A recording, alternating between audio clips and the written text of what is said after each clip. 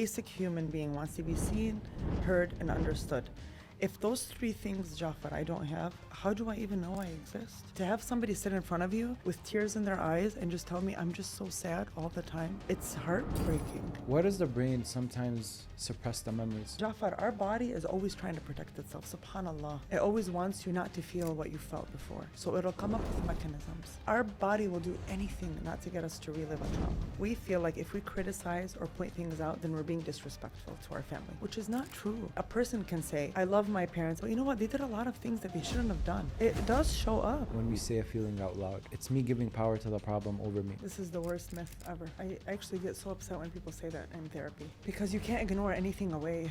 You can't. We all right now can think of someone who probably has a lot going on because of the way they behave. It's a self-correcting therapy. Neurons that wire together fire together. That's why in EMDR, it's called target mapping. We hit certain memories that are linked together and we reprocess all those memories. With this mechanism, naturally, neurologically, you are reprocessing information. We are picking the memory we want to reprocess, and by doing these, we are telling our brain, hey, this is the memory, reprocess it. Can we do an EMDR session now? Do you want to? Yeah. Take your time. What does it look like? That's a difficult question. 90% of Middle Eastern communities have experienced trauma. That's a 20% increase on the global average, which is about 70% of people who have experienced trauma. And a lot of that trauma in our community sits and we haven't faced it. We haven't gotten through it. There are ways that you can tap into yourself and break through techniques that are revolutionary, really. One of them is EMDR, and we had a small demo session here with Malak. And to be honest, before we did the demo session, I didn't think that anything would come up. I was skeptical, and you'll see how this discussion goes. I was floored with the results. I can't stop thinking about it. This is common on a global scale. Listen closely. Let me know what you think in the comments. Like this video, subscribe if you haven't yet. And with that being said, let's get the show started. Welcome aboard Middle East Airlines. والمتوجهة إلى طيران الشرق الأوسط يرحب مدينة تونس العربية. Malak, welcome to Not From Here. Thank you for having me. Of course. Malak, the way we start this off usually is self-introduction on your part. So the physical manifestation of that is looking in the mirror. So when Malak does that, who does she see? That's a good therapy question. I ask people. I feel like I see two parts of me.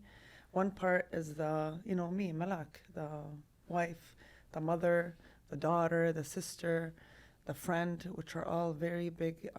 These interpersonal relationships are very important to me in my life. And the second part would be the therapist, who's a blank slate, who is the empath that tries to create a space for people, a safe space for them to feel vulnerable and to feel sad and to allow themselves to feel broken. Like, this is my goal, the second part of me, is that a lot of times people don't feel like they have a voice. So to create a place where they have a voice for the voiceless, basically. And just to create a safe environment. I think a safe environment is everything. Growing up, a lot of us didn't have that. And I don't mean physically safe. I mean emotionally safe, where they can come to someone and talk about the small things, the big things, and they don't feel judged or dismissed. Why is that important? Why is someone being able to feel broken in front of someone else important? Because we want to be seen, right? Like, we all want to be seen. How do you feel seen if you can't speak what you feel? The basic human being wants to be seen, heard, and understood. If those three things, Jafar, I don't have, how do I even know I exist? Right? Like, I'm invisible, basically. So, and then the vulnerable parts, the sad parts, the broken parts, if we can't talk about them, they just fester inside. Do you think a lot of people struggle to be seen? I think so. I think nowadays, especially the young ones, because of the phones, because of social media, they don't know what their identity actually is, because they have an identity through social media, and then they have their actual identity. They don't know how to behave in front of others. Social gatherings make them super awkward. They don't feel seen. They only feel seen through a screen, unfortunately. I know we want to talk about trauma today, and trauma is one of those terms that I feel like gets thrown around a lot, right? Yes. Like triggers. gets thrown a lot. Triggers. Yeah, exactly. I got triggered. I have PTSD. Like they're now cultural statements rather than clinical, Yeah. if that makes sense. You know? Yeah. What do you think about that? So I think it is thrown around a lot, but I also think people don't understand what trauma is. So there's big T trauma and there's small t trauma. People usually associate trauma with the big T trauma: war, abuse, violence. Yes, those are all traumatic, and those are big traumas. But there's also small t traumas, which are, grieving a loved one, grieving the loss of your pet, a situation that happened when you were younger, like a bullying situation, having to move schools and you felt isolated, getting bullied by your siblings even, having a distant parent, being exposed to things at home that a child shouldn't be exposed to. Those are all small t traumas, but people don't think that because there's always worse. So we always assume that trauma is only the big things. And growing up in a cultured family, right, Middle Eastern family, our parents have seen so much, they've been through so much. So I think as first generation, we dismiss a lot of our feelings because there's a worse way to feel. There's something worse out there. So we take it like, oh, this isn't a big deal. My mom and dad had to do 1, 2, 3, right? We all think that way. So we dismiss our feelings. And then when we do go through something, there's sometimes, unfortunately, shame associated with it. I see so much shame in our community. So because of the shame, people swallow it and take it. How much does small t trauma actually affect us? Honestly, me as a therapist, okay, not to dismiss the big T's, of course. Sexual assault is horrific. It stays with a person for the rest of their lives. But the small T's, it breaks them slowly. Like, I can't explain it. To have somebody sit in front of you with tears in their eyes and just tell me, I'm just so sad all the time, it's heartbreaking. And it's usually because of the small T's. Because when I was 8, I had to switch schools and I had no friends the entire first grade. When I was 7, I was hiding under the bed while my mom and dad were fighting. When I was 12, I was at a friend's house and they exposed me to porn on their iPad, for example. Like, these are small T's, but they stick with that person. If your body stores it that way, then who am I to come and say, oh, that's not trauma, right? Because what is trauma? It's an extreme emotional reaction to something that causes physical, psychological, or emotional change. And when I say physical, I mean physical. Like, let's say you got injured, right? When I was younger, I got injured, and I have this huge scar on my leg. This is a physical trauma I can see. But another physical trauma I'm talking about is the physical reaction you get when you think of this trauma. Like right now, if I were to say, Jafar, tell me about the scariest time of your life, right? You bring up that memory, and I'm sure you feel it somewhere in your body. A lot of clients tell me, oh, my stomach. Yeah, that's where it's stored. Yeah. The body keeps a score. It's stored there. So over the years, anytime something is associated with that, they're like, oh, or man, my back. A lot of people complain about their back. So it's stored in their body, whether it's big or small. And also we have to factor in the accumulation of trauma. Is it a one and done incident, or did I spend 5 years of my life? So basically, these are like small nicks. Yes. And then it keeps doing this. And yes. From what you're saying, a lot of them are just lifestyle things. So probably a big majority of people is experiencing this trauma day in and day out. Yeah, and they're small. Sometimes they are small things, but as an adult, though, if you're still thinking about it sometimes, or when you think about it, you're like shuddering. It might seem small, but at that time it wasn't. I want to ask you a question. Yeah. So let's say a mom hits her daughter. Yeah. Okay, growing up, which is pretty common in Middle Eastern households. I mean, you do something bad, you're gonna get beat up.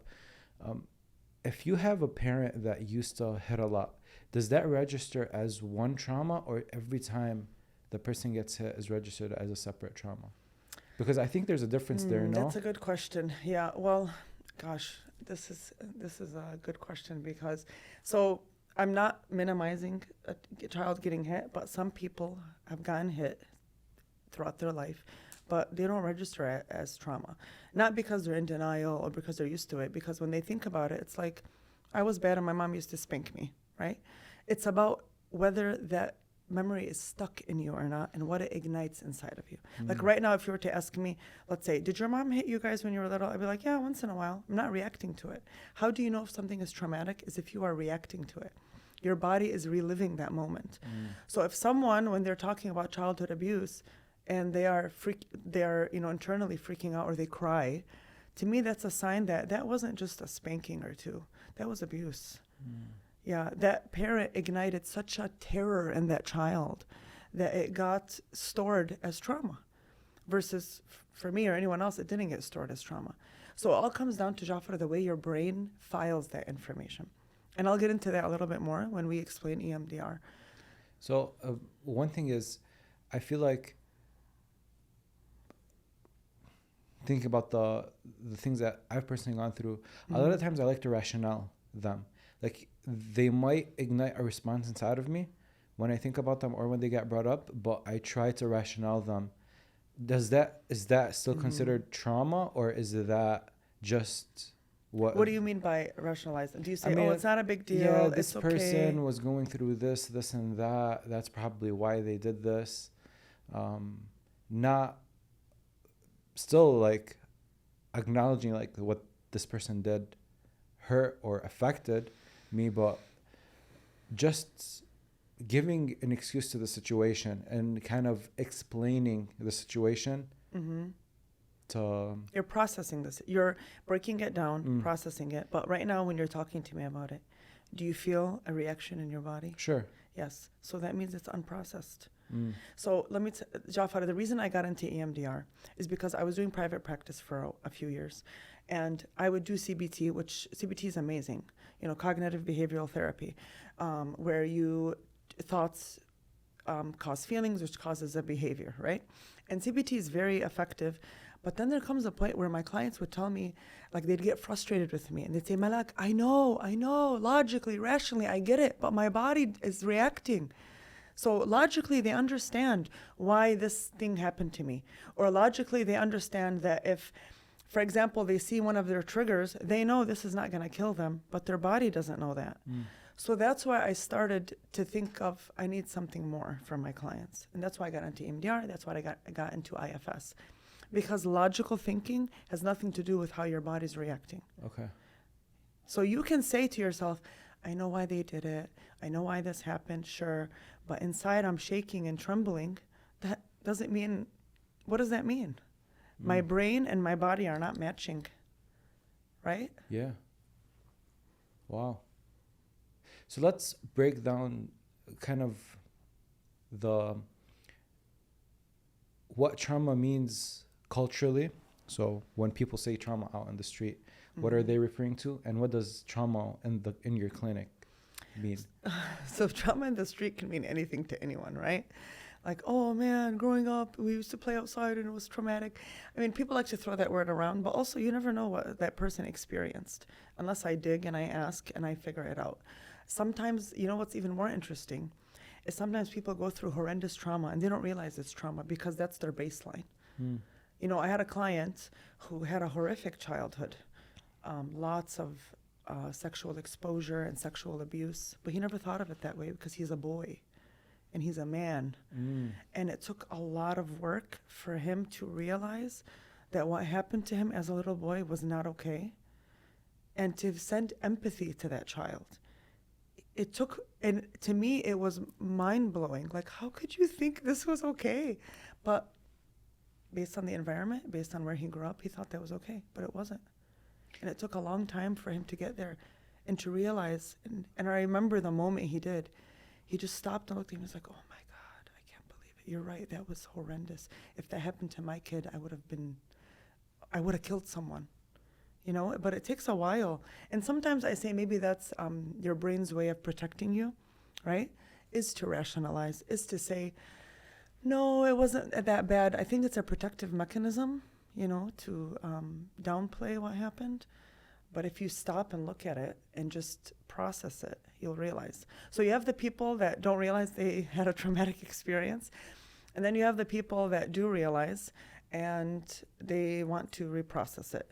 Now in cultural, like outside of the clinic, I don't know. I mean, I don't know what mainstream society thinks of trauma. You know, I don't have a TikTok, so I don't know. Because I feel like people use TikTok as a base.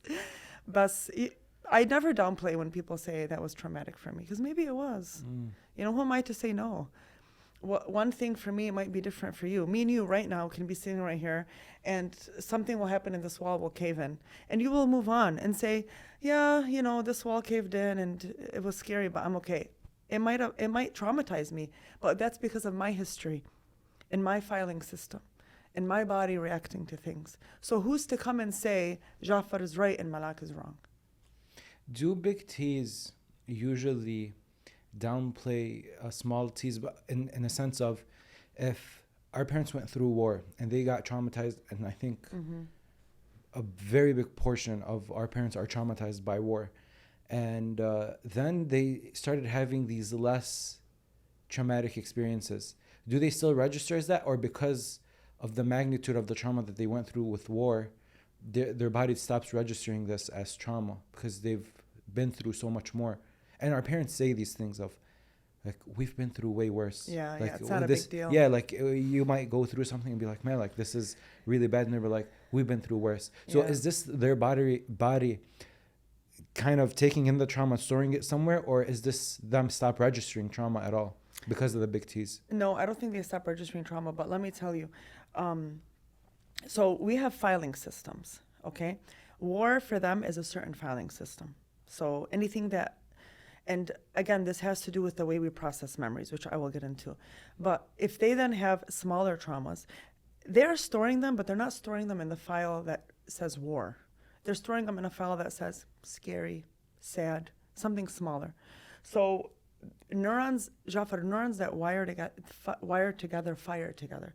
So each filing system, think of it as a link of neurons. So yes, they're not reacting as severely because it's not stored in the same filing system.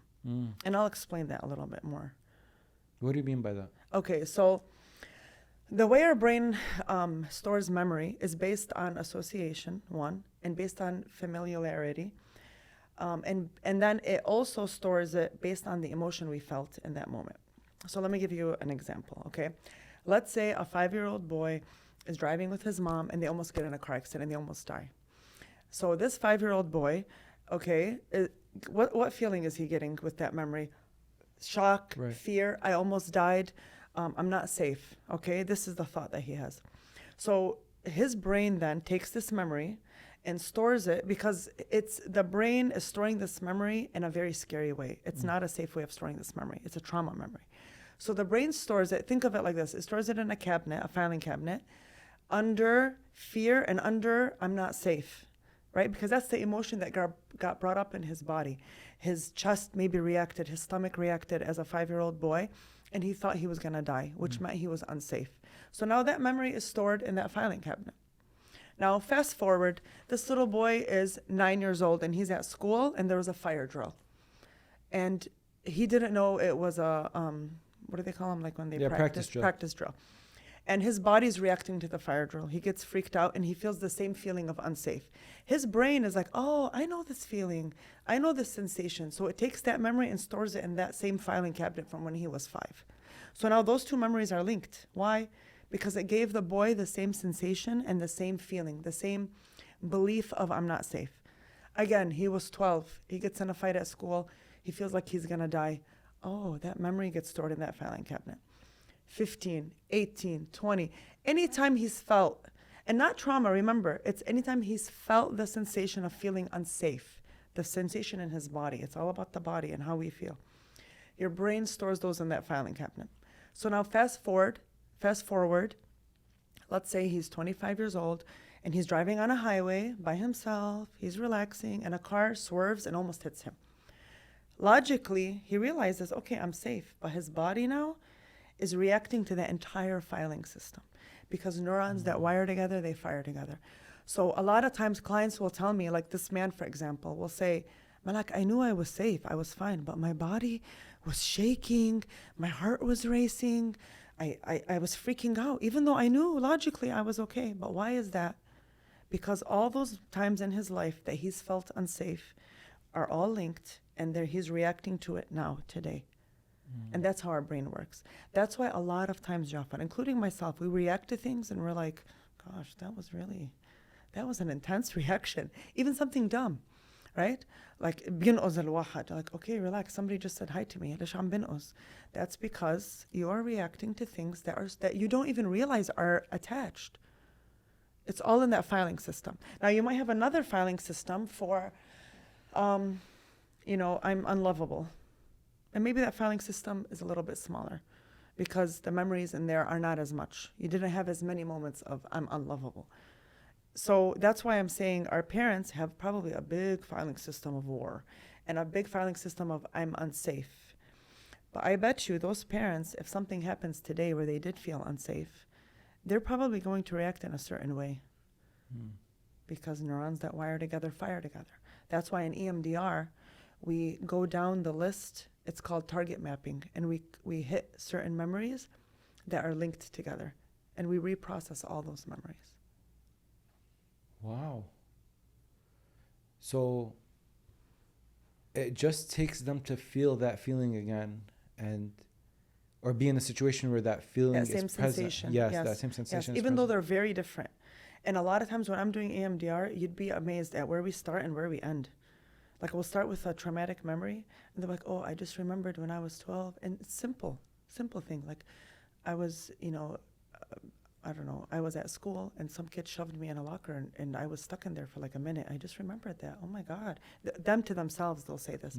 Oh my God, that's so weird. Do you think it's linked? And I say, it's this therapy is a healing on its own therapy. Your brain heals itself.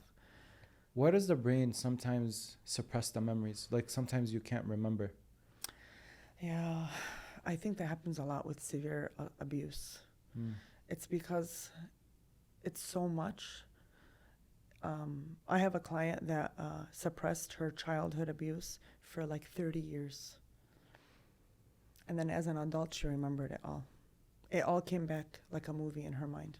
And I think it's because there was so much trauma that her brain was like, her system, we talk a lot about system in IFS and EMDR. Her system was on fire, basically. Everything was lighting up. That her brain was like, oh, this is too much, shut down. I have another client too. He was also abused as a child.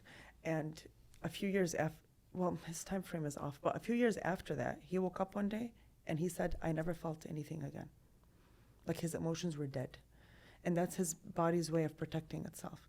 So we also have a protective system that comes in and it protects itself and tells you, no, don't think about this, it's too much.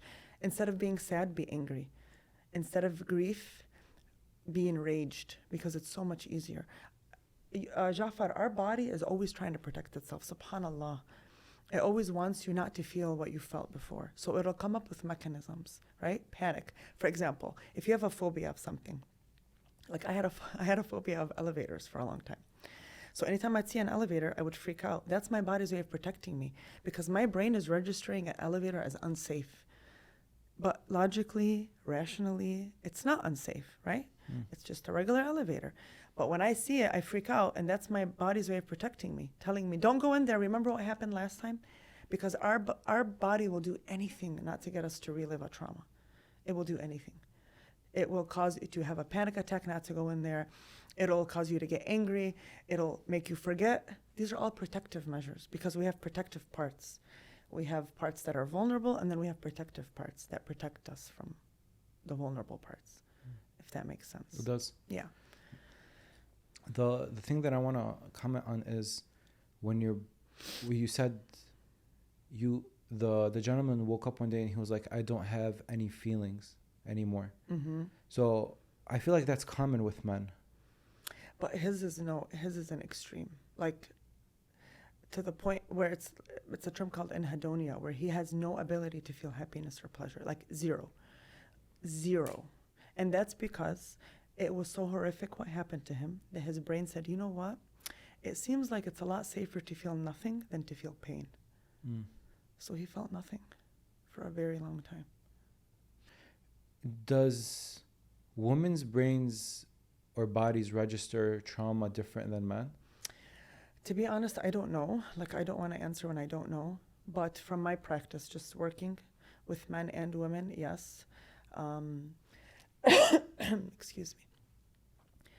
I feel like women develop protective measures different than men. Men shut down. Their protective measure is to shut down. Women have like panic, have anger. It's more of an emotional protective measure. I wonder if like through evolution, if women's way of coping, which is what you just explained, was the norm, and then we kind of veered off into the second one with men where you shut off, or if people were used to shutting off and then I don't know if it's society too, what they expect of men, like shove it down and just move on. You're a zalame, you're a man, forget about it. Maybe it's just the way they were raised. Boys shouldn't cry, boys shouldn't feel emotion. Girls, when they cry, she's emotional, she's sensitive. Maybe it's the way we're raised, maybe it's culture. I think it also has a lot to do with shame. Statistically speaking, men feel a lot more shame when it comes to sexual abuse than women. A lot more shame. That's why they dismiss it, or that's why they block it. That's why they process it differently. What are the dangers of someone just blocking off their emotion and be like, you know what, I'm just not gonna feel? So one, your body, okay, again, logically you're not feeling, but your body is still in the state of a fight or flight hypervigilant response. So it's still pumping cortisol and adrenaline, right? So physically you're always feeling on edge, hypervigilant. Okay. Always. And two, I mean, think about it. Think of like a jar that's mahsur, pressured. And then one day you're going to respond so severely. It's because instead of releasing the jar a little bit at a time, you kept it sealed, and then one day, pop. And this is what I see in my clients that have suppressed it for a long time. When they do remember, it's so intense. One of my clients, it debilitated her, literally. What does that mean? Like she was bedridden. She couldn't get up. The memories were so intense that when her family reached out to me to help her, they said she won't get up, she's crying. It hit her like a ton of bricks. Like, imagine not remembering something so horrific and then remembering it all over again. So 30 years you'd think, that client is that the same client, the 30 year? Okay, so let's say this client or this young lady went those 30 years experiencing probably a bunch, even after she suppressed those memories. But she was in survival. This specific client was in survival mode. For those 30 years? Oh yeah. Yeah. Her whole life was survival. Okay. So that's why I felt like, this is a very interesting question. Me and another therapist I was talking to just yesterday, actually, and she was telling me the same thing. She said, I notice a pattern of women after they get older and their children get older. It's as if their body now can relax and all the memories come rushing back. She's like, it's so strange. And I was like, oh my goodness, me too. I noticed this also, that when they get to a certain age and they're feeling better usually, which is very interesting, maybe their guard is down, their protective measures are down, their protective parts are down, so then all the memories come rushing back. Why? Honestly, I don't know. So basically, the rationale behind it isn't that she wasn't triggered in these 30 years, because I'm thinking like one thing happened and that triggered her. But it's like, ma'ul, she went through 30 years and this trigger never happened after 30 years. But that makes more sense to where if the woman's always go. Survival, right? I have no time to sit and think of my trauma. And protective parts are so strong, Jafar. They blend. So we all have parts, right? We have our sad part, our anger part, our fearful part, our happy part. So some of these parts are protectors. So they jump into our system when we're feeling a certain way, and usually that certain way has to do with your younger self, your inner child, to protect you from feeling that way. So her protector parts, I'm pretty sure, were so blended because she was from one chaos to the next, right? So her protector parts were extremely blended to where they were like, there's no time. You gotta go. Keep going. There's no time to sit and dwell on what happened. And then when she actually sat down, I don't know what it was. And that- Maybe her children were older. They were, independent now. She wasn't in a fight or flight response anymore as much. SubhanAllah, I don't know. And I see this often, where something comes up and it's just like a movie playing inside of their head. A few weeks back, Danielle mentioned that that's how her trauma came Yes. back to her. Yes, when I saw that, I was like, oh my goodness, yes. That's what happens to my clients, yes. That it all comes It all back. plays back at Yes. once. But with, not to speak on her behalf, but just as a therapist listening to that, with Danielle, but throughout her life, her body was in trauma, right? Again, the body keeps the score. Her body was in trauma, but her logical part didn't realize why. So that's what happens, you do things. Like this client I told you about, the young man that didn't realize his childhood was trauma. The rest of his life, drugs, in and out of jail, very, very impulsive behaviors. But he didn't realize it's because of that. He never made that connection. That I was in survival mode. I was running away from my demons, from the horrific things that happened to me as a child. To the point where sometimes when he'd talk about certain things, he'd be laughing. And I'd be like, oh my God, that's not funny. Wallah. At one point, I just stopped and I'm like, did you just hear what you said? And he's like, what? I'm like, did you hear what you just said? Say it again. Say it again. Say it again. I could not believe that he didn't realize how traumatic that was. But when his protector parts were down and he felt safe enough to be vulnerable with me, because anytime he would get vulnerable, he would react. He didn't want to be vulnerable with me. When he finally felt vulnerable and safe, he was like, yeah, that's pretty disgusting. I'm like, yeah, it is. Yeah. So he kept denying that it was traumatic. Oh, he kept saying it's a boy thing. I mean, all the boys in my neighborhood got exposed to this. I'm like, and all the boys in your neighborhood, I'm sure, are messed up because of this. But he didn't see that because that was his baseline. That was his norm. But then, and again, it's not me coming and telling him that's trauma, but I kept trying to get him to connect the dots because he was behaving in a very erratic, crazy, traumatic way. His response was textbook. So when he finally realized that, and he finally realized why he did what he did, the relief it gave him.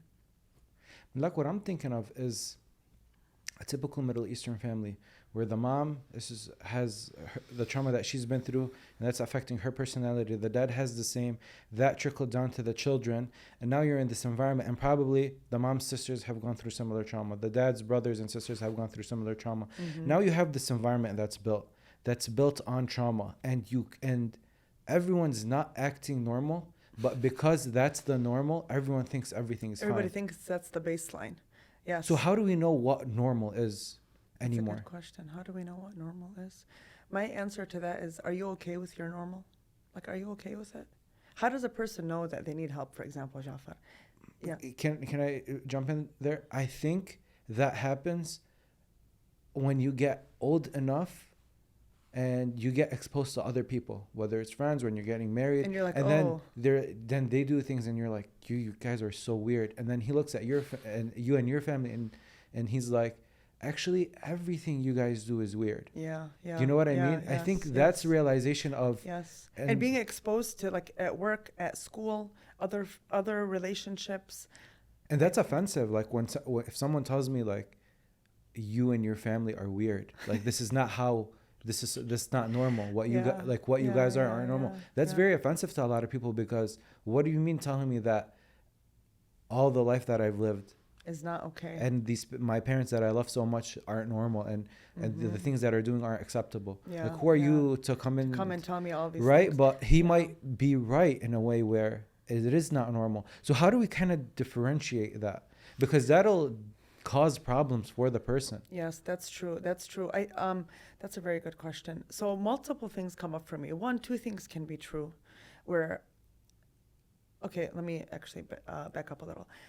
For some reason in our culture, we feel like if we criticize or point things out, then we're being disrespectful to our family, which is not true. A person can say, I love my parents, I love my family, but you know what? They did a lot of things that they shouldn't have done. And I think that's okay. Two things can be true, where I had amazing parents and I think that they did the best they could, but you know what? They faulted here in 1, 2, 3, and that's okay. But I have a lot of clients that were like, no, that's not true. My parents are the best. They did the best they could. Yes, they did. But don't you think that looking back at your life now, they could have done things a little bit different? But they didn't know better, yes. But just admitting that, don't you think so? So here, that's one point of it, is us not wanting to be disrespectful or wanting to, we don't want to diminish all the work our parents did, because our parents did a lot. And they worked so hard. And Anjad, to come here and raise us and bring us, God bless them. But we all can say, look back, me as a mother, I can look back at me raising my children and say, ooh, I wonder what they're going to talk to their therapist about when they're older. Because yes, I could have done things better. So we have to get into the culture in this community to say two things can be true. 1 and 2, first of all. Second, as we get older, I think we reflect back and we realize, oh man, I think this is a very hard truth to realize, that people around us, our family members, they make mistakes, and that's okay. But to give them rahmeh with that, to me, it comes with mercy and rahmeh and compassion. I practice this a lot in my practice. That, yes, you can look back and say, whoa, my family maybe was messed up. Like, I'll have clients that will say, whoa, my mom was rough, or my dad didn't hit us, he abused us. And just send compassion to that part, that childhood part, and to your father and to your mother. Because they make mistakes. We're not going to go beat them, but we're going to just acknowledge it, feel the feeling, and send them compassion. So this is where I think the error comes, is we feel like if we're criticizing, it means we're, hanging them up. No, it's just we're talking about it compassionately. What's wrong with that? I mean, nothing's wrong with that, but I think if I'm used to that, that's normal, what my parents do. You don't know anything else? I don't know anything else. Yeah. So when you But come you in, will know. You will. I promise you, Jafar. yeah, and it hits you like a ton of bricks. Yes, it for hits sure. you like a ton of bricks, and I think you just have to process it. You have to process it and think about it and realize it. We all do this as adults. We all do that, and I think it's a very big thing to become an adult. It's a very heavy feeling to become an adult and think back at your life and be like, whoa, this happened. Oh, and then this happened. Oh my goodness. Yeah, that makes sense. Wow, I don't think we handled that very well. Or, I feel like it's what's that word? Like a rite of passage, that we all go through. And I do it with my clients, where we process their childhood, and they themselves will say, thinking about it now that I'm an adult, or now that I'm a mother, now that I'm a older sister, wow, we did not handle that well. I was like, why do you think that happened? I think the why is even more important. Why do you think your parents did what they did? Or why do you think your siblings did what they did? Everyone has a story. Everyone has baggage. Yeah. And then that's how you come from that lens of mercy, that, okay, they did this because of 1, 2, 3. We're not excusing it, but we're trying to understand why people do what they do. And then they heal by giving that person forgiveness. And then they forgive themselves in return. And that's how you heal. Healing all comes from compassion to yourself, and especially to your inner child, who is we always go back to the younger self. For example, younger Jafar, always. So, I don't want to say fixating, but looking towards the childhood isn't just a thing that is thrown around, like, yeah, like, be careful, like, no one scream in front of the child. Like, that's not overblown, correct? No, like, those things are actually, they weigh that much on the child. I mean, I'm not going to sit here and say if you raise your voice at a child, it's going to traumatize them. No. I think it's the It's the way the way the child is processing something, and it's not just yelling. It's something that has to shift their emotions. It has to be a very deep reaction. But also, Jaffa, correction is very important too. Like I always talk about correction, even for myself, because yeah, I yell. You know, we all yell at our children in the household. But I always say, correction is important. How do you correct it? Do you apologize to the child? Do you let them know that what just happened is wrong? Do we talk about it? Older generations don't talk about things. Something bad happens, nobody talks about it. And it's not like nobody talks about it because we're ignoring it, but it's the norm. Like you said, this is baseline. Something horrific happens, death. Nobody sits down and explains to a child what that means because it's like chaos. We're all in a fight or flight response. I think our parents are all in fight or flight response, constant. And it's not even because of the war. I know we like to blame the war, but there's so much more to that. Imagine coming to a country where you don't speak the language, you don't know anything, and starting over by yourself. It's not easy. Raising children in a foreign country and worrying about, are they cultured, are they religious? I mean, this is a accumulation. So I think our parents were always fearful, always hypervigilant. Usha, usha, usha, right? I'm an adult, and my parents still tell me that constantly. Just a very anxious state our parents live in. I think what you said about realizing that this is how they are is important. Yes. So, and not blaming them, just understanding them. But again, people have to realize that when you do that, you're not downplaying your parents. This is why people don't do it, Jafar, because they're like, either one, they don't want to, or two, they feel like I'm taking away what they did, but you're not. Bil'akis. It's complete opposite. Instead of coming up with your own scenarios and your own resentment, which they do, you're actually looking at it from their lens and you're giving them mercy, which is what they need. And what you said about them having their own baggage that also trickles down from their parents and what their parents' traumatic experiences went through. Yes, generational. And now, generational now. How do we realize that we have trauma that we need to face? So if you feel like certain topics, certain images, certain things, certain memories cause such a severe reaction, that means those were trauma. That means there's something there. Yani, if you see something, like if I see this cup, this wonderful cup from Detroit Park, and I'm reacting really strangely to a cup of coffee, that means something is wrong, right? My system is firing up over something that logically I know is not unsafe. Because we need our system to tell us when something is unsafe. If I'm in a forest and I see a bear, my system better be telling me that this is danger, right? Right. But guess what? My logic and my emotions are matching. Because logically, I know a bear is unsafe. Right. So my system should reflect that. But logically, if I know this box of tissue is unsafe, but my system is not telling me that, then something is wrong, right? It doesn't match. So something is wrong. I'm reacting to this strangely.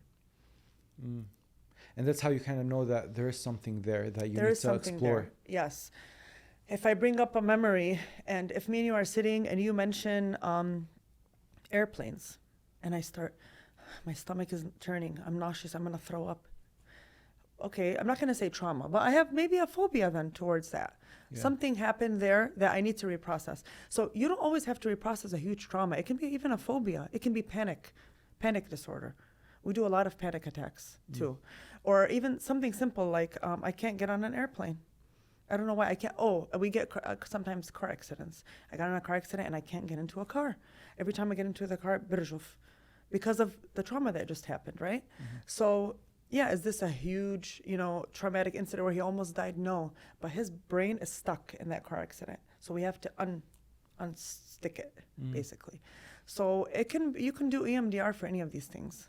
How does someone even come up with the idea of EMDR? Isn't that strange? Like, it's a strange technique to someone randomly do it. So the way they came up with it, and gosh, her name slipped my mind. She was the one that created EMDR.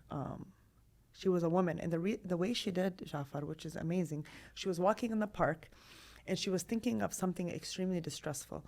And while she's thinking of it, her eyes are on the sidewalk, and she's just naturally scanning right to left, right to left, right to left. And then she noticed that the intensity of her emotion was decreasing. That's how it first evolved. And then it just grew. Hala, to tell you the way we went through this when I was doing the training, but I don't remember. And then, the research and it's evidence-based practice. And it grew into this full type of modality. But let me explain to you the neurological part of it, why it works. And why is it bilateral stimulation? So when you do EMDR, there's 3 ways you can do it. With eye movement, where I'd be like, Jafar, watch my hand, this right, left eye movement. Or if it's virtual, I use a bar, and they have to watch the ball go back and forth. Or you can do your own bilateral stimulation, which is like this tapping, right, left, right, left. Or there's tappers. So I have tappers that you put in each palm, and you turn it on, and it bilaterally stimulates your palm. And the reason it's bilateral, not at the same time, is because with this mechanism, it's your right brain and left brain are communicating with each other. And when they do that, naturally, neurologically, you are reprocessing information. That's why when we sleep, when somebody's in REM, I remember I had a professor that used to tell us before an exam, make sure you get some sleep, good sleep, because that's how your memory is stored. Through REM sleep. And if you watch somebody in REM, their eyes under are going back and forth. Have you ever seen somebody in REM? Yeah. So we are stimulating REM, kind of, but while we're conscious. We are picking the memory we want to reprocess. And by doing these, we are telling our brain, hey, this is the memory, reprocess it. So we keep reprocessing it. We keep reprocessing it until it's not triggering anymore. What does reprocessing mean? The bilateral stimulation. With rates always changing, refinancing your home could save you thousands, but only if you got the right team on your side. That's where Mortgage Connections comes in. As the #1 purchase brokerage in Southeast Michigan, they don't just help families buy homes, they help them restructure their loans to lower their payments. They help them cut down on interest and build wealth faster. If you're wondering whether refinancing your home makes sense for you, give Mortgage Connections a call and let them show you how to put more money in your pocket. You can go to themortgageconnect.com or check the contact information in the description of this episode. Your home isn't just 4 walls. It's where life happens. And protecting this space, you can't leave it up to chance. Nasser Insurance Agency helps homeowners get the coverage that they need without the stress or the sky-high premiums. From fire to theft to the unexpected, they'll make sure that your biggest investment and everything that's inside of it is safe. Don't wait for a rainy day to find out that you're not covered. Call Nasser Insurance Agency today and make sure you get the right coverage for you. I've included all the ways to connect to Nasser Insurance Agency in the description of this episode. And now back to the show. So what comes first? You knowing what the trauma was, then reprocessing it, or you have to do these movements to get to the trauma? No, let me tell you the way it works. So that's the neurological part. Now, the way EMDR works is you come to me and you say, for example, there's 2 ways of doing it. A client will come to me and say, I know something traumatic happened to me, I want to reprocess it. Or they'll say, I behave erratically. I'm anxious all the time, or I get panic attacks all the time, or I'm always angry. I don't know so we start with the symptom or we start with the memory. And then after that, we do what's called target mapping, where I try to figure out where this is coming from. So we talk about the symptoms. Okay, what does this bring up for you? I get agitated, I'm crying, I'm frustrated. Okay, and we keep bringing up the symptoms. And what does that mean for you? I don't know what it means for me. What does that mean that you're always frustrated? So it takes a while to get them to understand the burden. So there's always a burden sitting there. Let's say we eventually figure out their burden is, I'm out of control. Okay, what does that mean, I'm out of control? I don't feel safe. That's why I act out. Oh, okay, you don't feel safe. So when you talk about that right now, where do you feel that in your body? They'll say, I don't know, I feel it like right here. I was like, okay, when was the first time you ever felt this feeling before? So this is what's called the touchstone. This is when that part was created. And they'll say, like that example I gave, when I was 5 and I got in a car accident, I'm like, okay, so I write that memory down. Can they remember? If they have memory. If it's pre-verbal, no. If it's verbal, yes. So if it happened when they're 2, 3, no, they don't remember. But their body remembers, Jafar. Their body keeps the score. But they don't have the words, subhanAllah, to express. But if they remember, they'll tell me. Like, oh, when I was 5, this and this happened. When I was 6, oh, they'll remember it. You don't really have a good memory before the age of 4. But after that, they'll remember. And then I'll say, when is another time you felt this way? And this is this target mapping is hard because a lot of times people don't think of these things. And they'll tell me, I don't know. I'll say, just think of that feeling in your stomach that just got brought up and that feeling of I'm unsafe. When was another time in your life you felt this way? Oh, well, actually in middle school. Okay. High school. Okay. We write down the ones that that come up for them up until recently. So that's our target mapping. Those are our targets. Now I know what we need to reprocess. So once we have that, the second part is we create what's called like a safe space, right? Because imagine I'm doing therapy with someone and then I'm like, okay, time's up, gotta go. And we just talked about the most traumatic thing they can go through. So what we do is we do resourcing, which means we create a safe space. So we set that up. Like, let's think about a safe space. What does that look like? What does that feel like in your body? Oh, it feels relaxing. Okay, tap that in. So we tap in a safe space. That way that client can resort to it when needed if he's feeling or she's feeling overwhelmed with the emotion. Because there's always a window of tolerance. Safe space like a physical environment that they have to think of? Is that what safe space means? It can be anything. It can be an imaginary place. It can be a real place. It can be whatever it was. A lot of people say the beach or my backyard or whatever comes up for them. So we set this up. We also set up a container where they can take this memory and put it in the container and lock it up until next time. So that way they can feel okay before they leave the session. So after we set up those resources, then we jump into the reprocessing. And the way that looks is I'll say, what part do you want to start with today? Sometimes we start with a part or sometimes we start with a memory. I kind of go with where the client's at. And sometimes those two are connected. So if they want to start with a memory of an abuse situation, I say, what part shows up for you when you think about that? Fear, disgust, my stomach. And then we focus on that. And there's certain things you do. You light up the memory, you do a body scan, you see where it's located, and then you start the BLS, which is the bilateral stimulation. And the brain corrects itself, Jafar. It's a self-correcting therapy. All I do as the therapist is I watch them as we're doing the bilateral stimulation, and I pause at certain times and I say, what do you notice? Or what's coming up for you now? How's your body feeling? So with strict EMDR, I don't even say any of this. If I'm just doing EMDR, I just pause and I say, what did you notice? That's it. That's all I do. And their body just corrects itself. Now, I do IFS and EMDR, so I interweave. So in between the pauses, I don't just say, what did you notice? I say, what part shows up for you? Let's go to that part. And most of the time, we just end up in childhood. What's IFS? Internal family systems. Which is what? Which is, so I didn't do the institute training. It's like getting into Fort Knox for that training. I'm on the wait list. But I did what's called EMDR IFS Informed. So I did a special training combining those two. So IFS talks about the parts that we discussed earlier, that we have vulnerable parts, that the self is like the sun and the parts are the constellation around the sun. Sometimes our parts are super blended, which is the people that are angry all the time. That means they're blended. They're anxious all the time. That means their part showed up at a certain moment in their life and it never left them because it's protecting them. So when I do EMDR and we pause, I ask about that part. What part is showing up? Or we start with a part and we talk to that part and we talk to their symptom. I know it sounds crazy, but we'll talk to their anxious part because that anxious part is what carries the memory and is what carries the burden of when it started, why it's anxious, what it's trying to protect the client from. And it usually, again, starts from childhood. It's always from childhood. And I don't mean childhood like, oh, my mom used to yell at me, but just something, anything. Sometimes we end up in the playground. Like, I just remember me sitting in the playground all by myself and just how sad I was. And then we go there, and the adult's client is healing the little client. So it would be, for example, me, Jafar, and little Jafar in the room. And I say, okay, Jafar, what do you think little Jafar needs right now? And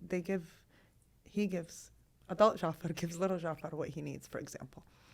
But it's, of course, there's more to it than that. But we end up always somehow in childhood healing the little self, giving the younger self what they needed that nobody gave them. Sometimes it's just a hug. What are the results that you see? So eventually, it's important to note that EMDR is not a magic trick. I always tell my clients, you're not going to leave here and be like, oh my God. It sounds like a magic trick. I know, but it's not. Yeah. It takes a lot of sessions, Jafar, because you're reprocessing a very deep memory. But the way it works is eventually it creeps up on you to where you're like, oh my goodness, I thought of that car accident and I didn't freak out. They're shocked. That's because it happens slowly because it's a neurological therapy. So, and the way I know it works is, let's say last time you came in, we reprocessed the car accident. You come in today and I say, Jafan, remember last time we talked about your car accident. When you think about it now, what do you notice? And I usually ask for a score, 0 to 10. It's called a SUD score, which is like intensity to the words, the emotion. And let's say last week it was an 8. This week you'll be like, honestly, it's still there, but it's more like a 6. Okay, wonderful. Let's go with that. So we keep processing this until one day you come in and you say, I don't know, I'm scanning my body. I don't feel anything anymore. Now, the accident still happened. It's still sad, but my body's not reacting to it. That means I'm not stuck there anymore. That's how I know we've reprocessed that memory. Okay. And you've seen results where people are completely over these. Oh, yeah. Oh, yeah. Where they still feel sad. They'll be like, but I don't know. It's just, you know why? Because remember how I said each memory or each filing system has a burden of like, I'm unsafe or I'm unlovable. When we reprocess that memory, we have what's called a positive adaptive response. So their brain will come up with an adaptive response to that memory. Instead of feeling unsafe, they'll be like, I mean, yeah, it was scary, but I'm safe. Hayani, I'm right here. That's why. Okay. Because they're not stuck there anymore. They're here, they're present. Yeah. So a lot of times too with EMDR, which is really sad, is clients will relive the memory instead of revisit the memory. And we have to pause in between and bring them back to reality. What does reliving the memory look like in real life? They're literally there, crying, hyperventilating, shaking, where it's as if it's happening to them all over again. Oof. Yeah, it's really hard. It really sounds like you have a key to the darkest places of the brain, and then you unlock those doors. You unlock those doors slowly, yes, but you have to stay within the window of tolerance. That's the key. You have to. Like if a client is breaking down in front of you and hyperventilating, I'm not going to be like, okay, keep going with that. No, we have to pause. We have to bring them back to their window of tolerance. Like how much can they tolerate this trauma? You know, like I have a lot of times client will literally physically fold over, like into themselves, right? And just hysterically cry and just shake. And of course you pause. And I have to make sure they're with me, not there still. You know, like, where are we right now? I'm in your office. I'm like, okay, good. What color is the carpet? Like I do grounding exercises. What color is my scarf? What color are your shoes? What are you smelling right now? Just to make sure that they're here and to pendulate them, to make sure that their brain is getting distracted by something else. But we pause. We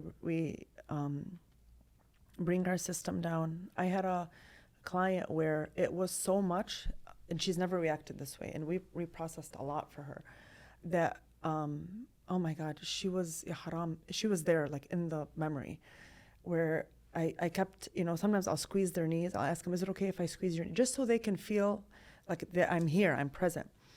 She wasn't having it. So I've never done this before because you're not supposed to touch your clients. But I got up, Jafar, and I stood behind her and I literally like bear hugged her and I squeezed her really tight just so she can feel like I'm here. And I kept just repeating her name and just, do you feel me squeezing you? And she said, yes. I like, is this okay? Yes. Yeah. Like she's nodding. And we just squeezed and squeezed and squeezed until her system relaxed. And then, of course, we didn't continue. We paused. That's so Her scary. window of tolerance was done, haram. So we paused. And the thing is, from what you explained earlier, is the brain hid that part for a reason. Like it stored it because sometimes it gets unbearable for the brain to process all that information, so it stores it.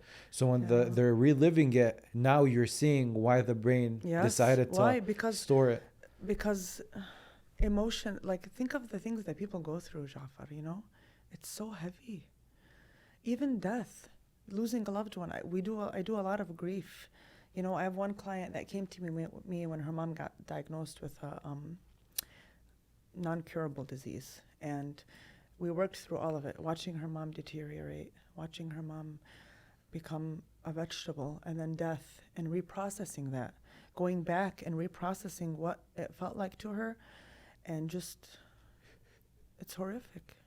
Because even with death, not every person processes death the same way. No.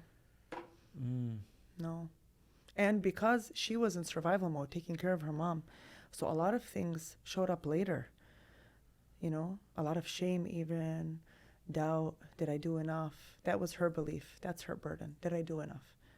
I was so impatient with her sometimes, you know. What does like these techniques like EMDR and IFS tell you about the potential of the human body, like what we're capable of? Like what you just explained is to me like out of this world. Like, what do you mean you go back into my deepest, darkest places and we bring those out and we process them?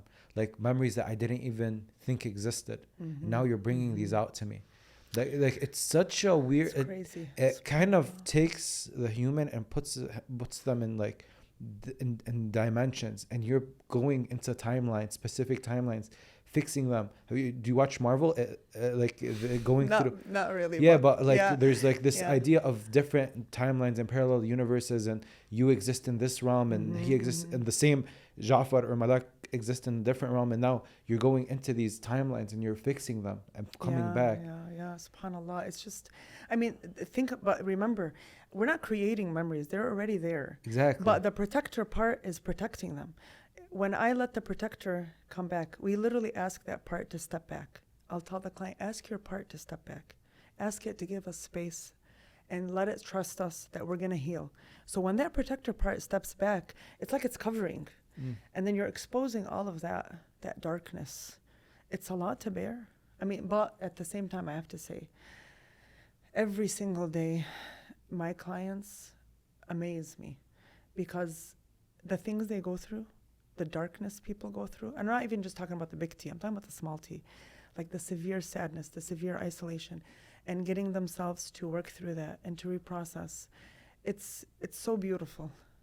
And they're so resilient and they're so strong. Like I wish they had a platform because they are amazing, but they don't realize it in the beginning. And then they do. But then that's the beauty of therapy though. It's all hidden. They think that's the normal. So they don't think they're anything. And they don't want to talk about it. You know, they don't want to. They don't want to. I've encouraged some clients to come to your podcast. Oh, did you? Because their story is so beautiful and so moving and so amazing, but they're not ready. And that's okay. I would love to. That's okay. Can we do an EMDR session now? Do you want to? Yeah. Are you up for it? No, I'm Yeah, joking. let's You do want it. to? Let's do it. Okay, yeah, why not? Okay. I bought the tappers. All right, let's do it. Okay, you can put your hands down. I want you to be relaxed. Okay. Okay, take a deep breath. Just shake your shoulders. Relax. But I have like very bad memory. Like, do you? Everything you said, I'm like, there's no way in the world I can remember anything that happened when I was between ages 5 and 15. Maybe Wow. my memory started at 15. Really? I don't remember. Nothing?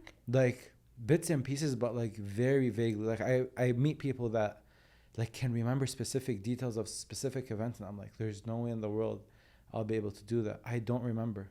Interesting. That's very interesting. Usually people that disassociate like that because something horrific happened. Yeah. Okay. So, okay, just be comfortable. I hope that doesn't come out right now. No, right. We'll pause if anything happens. So you tell me, do you want to just go inside and see what comes up for you? Yeah. Or do you have a specific memory in mind? No, I don't have Okay. a specific memory. So take a deep breath. Let it go. Okay. So you can close your eyes or keep them open, whatever is better for you. Okay. And I want you to just step inside, Jafar, and I want you to scan your body. And I want you to tell me what comes up for you. Whether it's a part, a feeling, a sensation, a memory. Here, apart. Let's. Okay. Here? Yeah. Okay, what is that? What would you name it if you could? Like right above my stomach. Okay. What is it? What emotion is coming up? Anxiety. Anxiety? Okay. And you feel it up here, like near your diaphragm almost. Okay. Your anxious part is showing up. Is that what you're saying? Yes. Okay. So I want you to go inside and I want you to find it and I want you to focus on it. Find the anxiety? Yes, the anxious part is sitting there at the top of your stomach. And I want you to really focus on it. And I want you to tell me, take your time, what does it look like? Does it have a face? Does it have a shape? Does it have a name? Take your time and really try to focus on it. Like you want a description of it? Yes. What do you see when you're looking at your anxious part sitting there?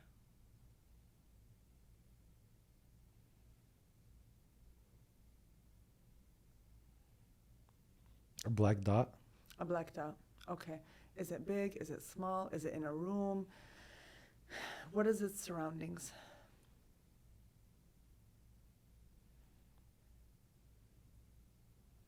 Yeah, it's like a medium-sized black dot. Okay. Okay. It's surrounded by more black, to be honest with you. Blackness. Okay. And what does it feel like sitting there in your body, Jafar? Uncomfortable but bearable. Okay. Uncomfortable but bearable. Good. And are there any other parts that are showing up right now when we're focusing on the anxiety that don't want us to focus on the anxiety? Not really, no. Okay. So how do you feel towards your anxious part sitting there above your tummy?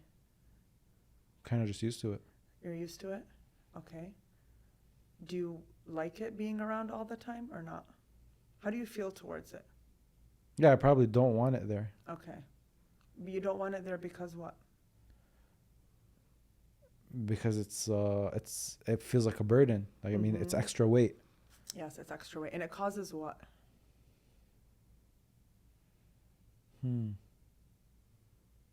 How does it cause Jafar to behave when it's around?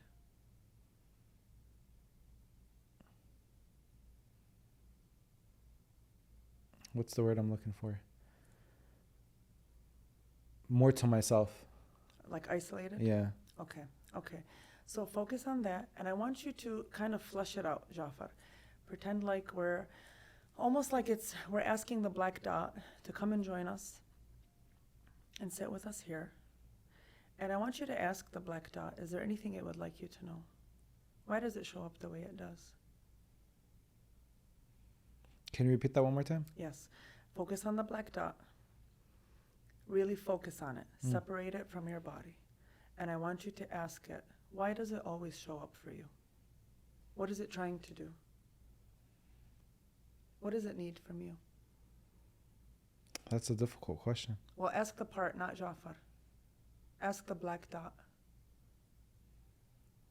Why does it show up in certain times?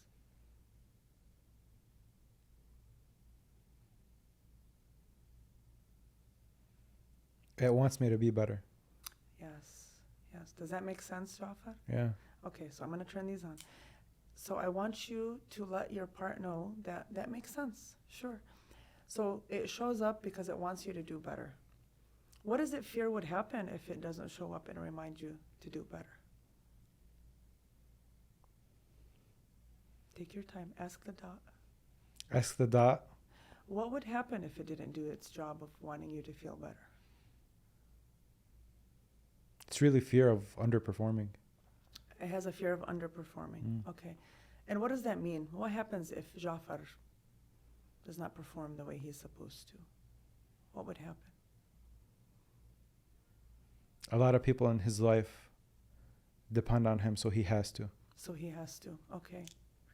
So in order for Jafar to perform the way he's supposed to, because a lot of people depend on him, anxiety has to show up. Does that make sense to you, Jafar, what anxiety is saying? Yeah. Okay, so let it know that. Let it know it makes sense. Just send that understanding to it. Here we are creating a relationship between you and your anxiety. And now I want you to ask it, when did it learn how to do this job of reminding you to perform a certain way and putting this pressure on you?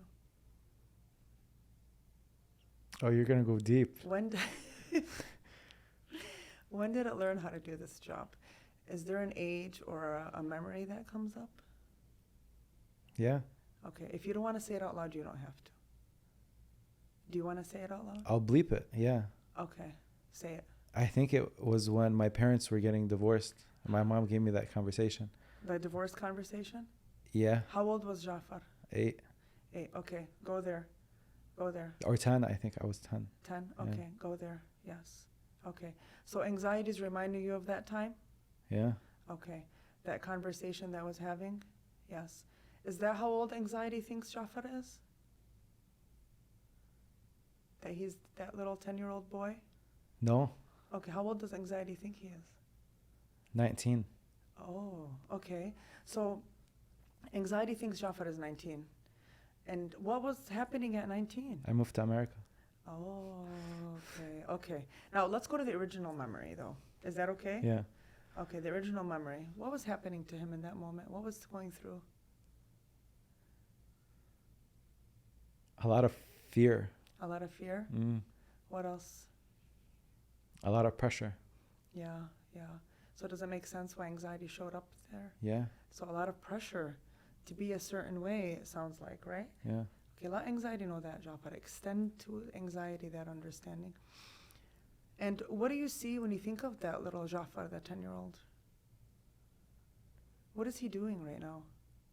His life just turned upside down. Oh, he must be so scared. Yeah. What do you think he needed that he didn't get?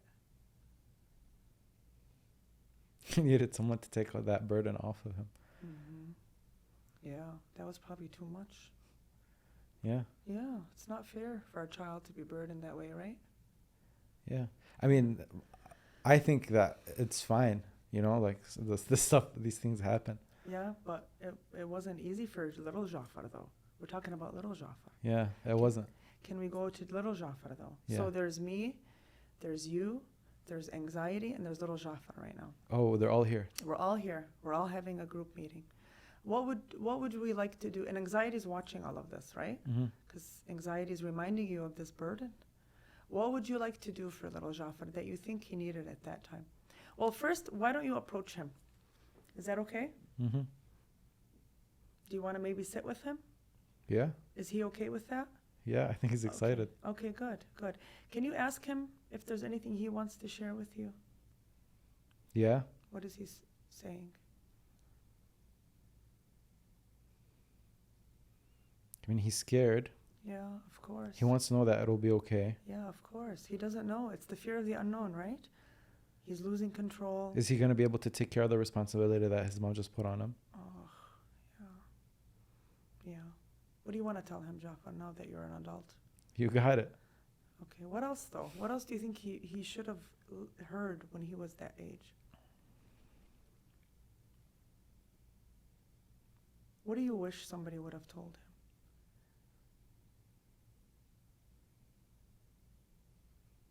Take your time.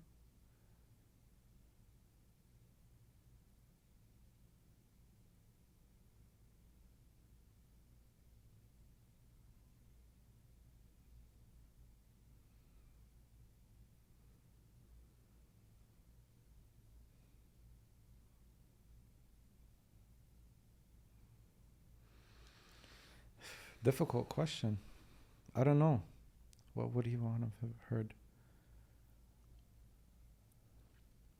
You're going to be okay. Everything's going to be fine. Yes, sure. Uh, What about... You're going to have a great relationship with your sister after Sure, this. Sure. But what about if we tell him it is scary to be burdened this much as a child, and it is what it is, but it's also kind of unfair for him as a child, and that's okay. Yeah. He probably should know that this Mhm. isn't fair. Yeah, and it's hard, and we get it, right? Extend to him the understanding of why he feels the way he does, that it's gonna be hard, right? Yeah. Yeah. And that anxiety that's growing inside of him is because of the responsibilities. And ask him, I want you to ask little Jafar if there's anything we can do to help ease this burden. Is there anything he would like to let go of? Ask the little Jafar. Take your time.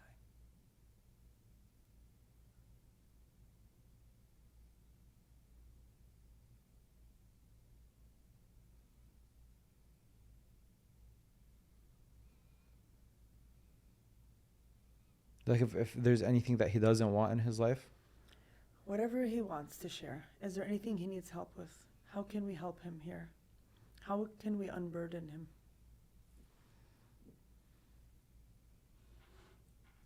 I'm not sure if there's anything that we could have done to unburden him. Nothing? You don't think so? Is there anything we can do for him? What do you think he needed that he didn't get?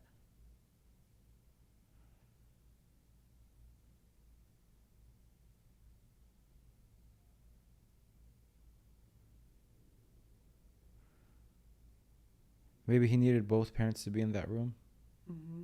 to explain the situation better? Yes. Maybe. Yes. Yes, of course. And maybe what he needed is not to feel burdened at such a young age, that all of this is his responsibility when he was just a child. Right. Right? Right. You realize that, right? Mm. That he was just a child. And it maybe it was too much. That's why he felt his anxiety came, to protect him from the feelings of sadness. But I would tell him also that Yes. this is the best thing that's ever going to happen to you. Like, that moment right there is the best thing. Why is that? Because it really shaped who he was in every single aspect. So tell him that. Tell him. Extend that to him. Extend that to him and let him know. Yes, tell him.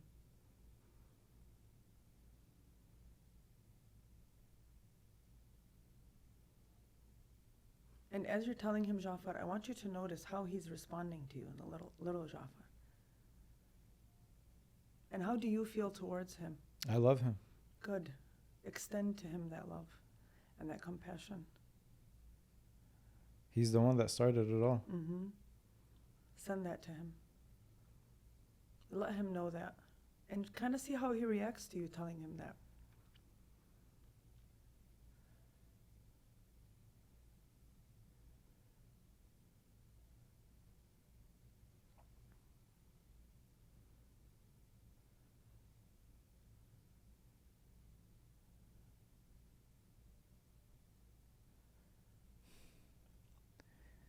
I mean, he's definitely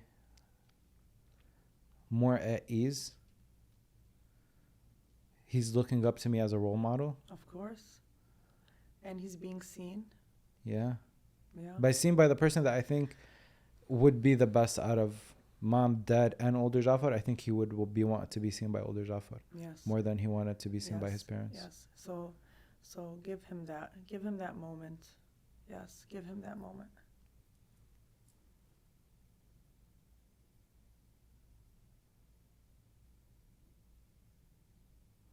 And then Jafar, what are you noticing in your body as you're giving him that moment? I'm not gonna lie, that weight on the top of my stomach is eased. Okay, good. Yes. How would you rate the intensity of it now on a scale of 0 to 10? A 3 or a 4. Okay. So let's check in with anxiety, because anxiety just witnessed all of this, right? Yeah. She witnessed Jafar talking to little Jafar, easing his pain, giving him compassion, protecting him. How does anxiety feel about all of this interaction? I mean, it feels like there's still a lot of work to do, so it's not going anywhere. Is But Jafar saying that, or is anxiety saying that? no, I mean, I think anxiety went down. Okay. Now, definitely. Okay. It's a smaller dot, but there's still a dot. Of course. Yeah. Of course. This is only one memory of anxiety. Anxiety has a lot of memories, a lot of burdens it carries. But does it feel okay about the interaction between you and little Jafar right now? Yeah. Is there anything else anxiety would like us to do in order to ease its burden in this moment? I'm not sure. I don't think so. Ask it. Ask it if it's okay.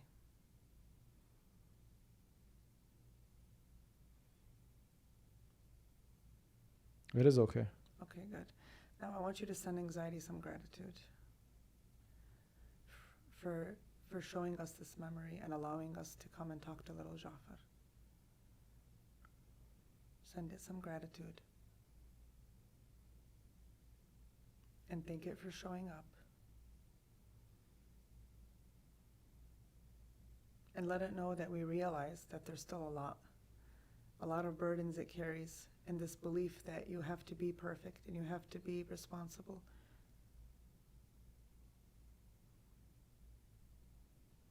Yeah. And that we can check in with it again.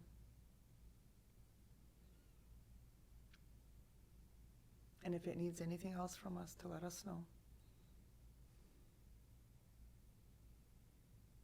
Oh, I think it'll let us know. But also, Jafar, also ask it for a little bit of space. Ask it if it's okay to give you a little bit of space. We know why it shows up. We know that it still has a lot of memory it carries about making sure you're doing the best you can, because this is a burden it carries.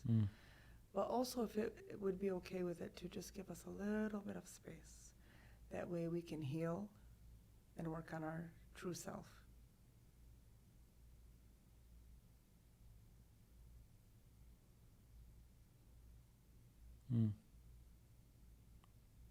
Yeah. Did it agree? Yeah. Can you send it some gratitude?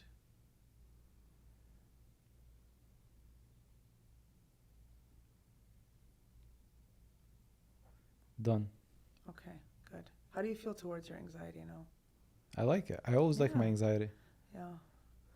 Good. It means you guys have a good relationship. Yeah. But does it show up sometimes when you don't want it to show up? Yeah, definitely. Yes. So that's what we need to work on. Yeah.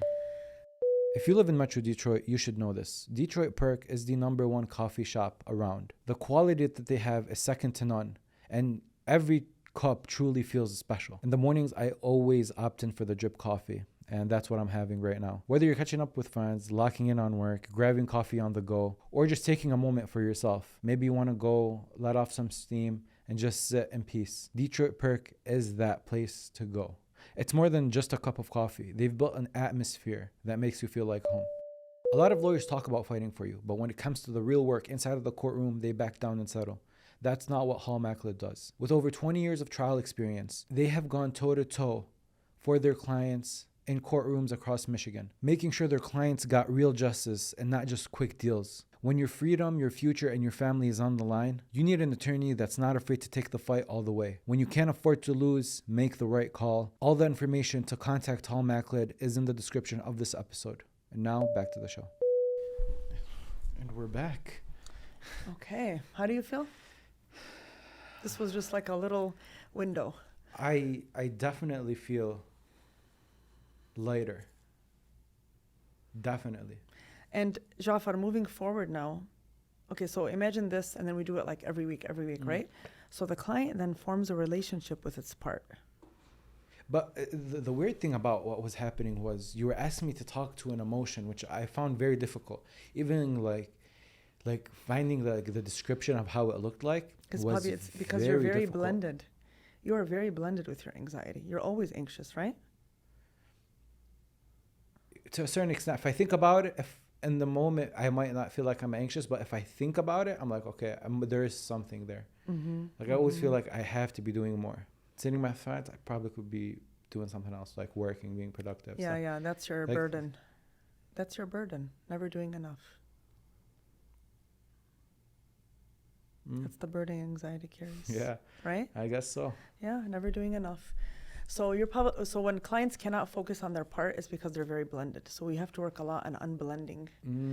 Unblending from the part, which means having the part give us space in order to heal. So your anxiety started at a young age, right? That's where it was born. And it has a fear that if it lets go, Jafar is not going to do the best he can because he has to. Because if not, something horrible is going to happen. That's what anxiety thinks. Right. So it's not going to give you space, heck. Right? We have to build a relationship. Right. We have to build trust.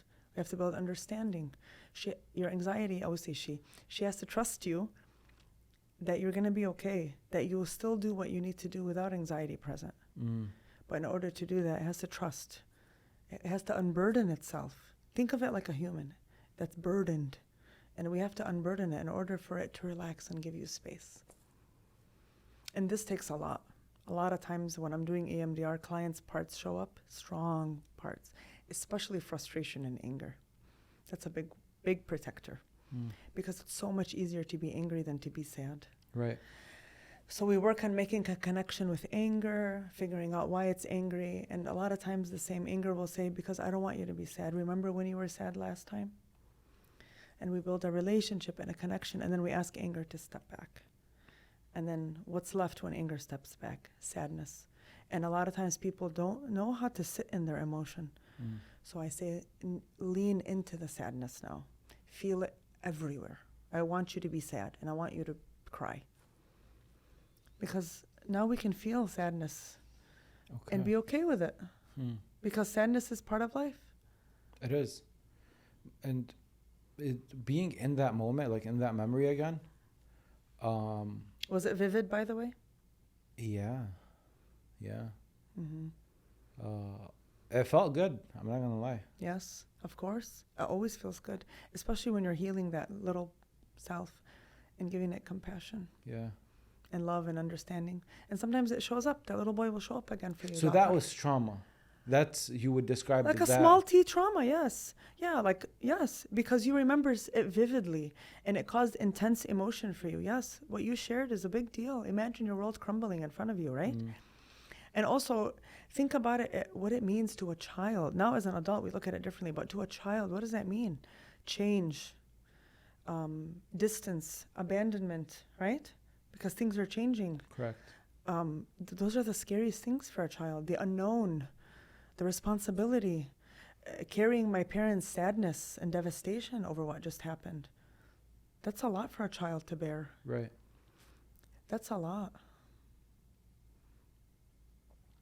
It's, sometimes things happen you don't realize, but for the child, it was traumatic. Like when I was little, I was in 3rd grade. Me and my brother were at school, and he was roughhousing, of course. He's 2.5 years younger than me, and he hit his head and he cracked his skull open, right? Stitches, whatever. But I remember he came running to me, his older sister, and I wrapped my arm around him. I'm like, oh, Ali, I'm sorry, whatever. And I removed my arm, and my arm from here to here was blood, right? Covered. And I started screaming hysterically at school. And I remember vividly what I was wearing, what Ali was wearing, what I felt. Now as an adult, I look back and I'm like, okay, her brother fell. But as a child, seeing my brother have a gaping crack in his head and blood on my arm was traumatic for me as a child, right? Yeah. Screaming, crying, thinking he's gonna die when it was just stitches. Now as an adult, logically, rationally, I realize it was just, he needed stitches. But as a child, I didn't realize that, right? Yeah. So yes, that's a small T trauma. You understanding these concepts of trauma, do you ever peek into your dark doors and try to open them? I mean, when we are doing the training, you have to train on yourself. So I went away for the training. It's like an all-day thing. 6 days, 9 to 5 EMDR training. And then they break us up in groups. Me and a friend of mine did it together. And they break us up in groups. And there's 3 people in each group. And you take turns being the observer, the patient, and the clinician. And you have to work on yourself. Yes, you work on your own stuff while you're doing it. When you experienced it, did you unlock doors that you didn't think were there? I unlocked doors that I knew were there, but I didn't make connections. Okay. And I didn't realize stuff. Okay. I did, yes. I think that's what just happened with me. Like I knew that happened. Like I told you my memory is bad, but I remember that. I didn't connect it to everything else. Mm-hmm.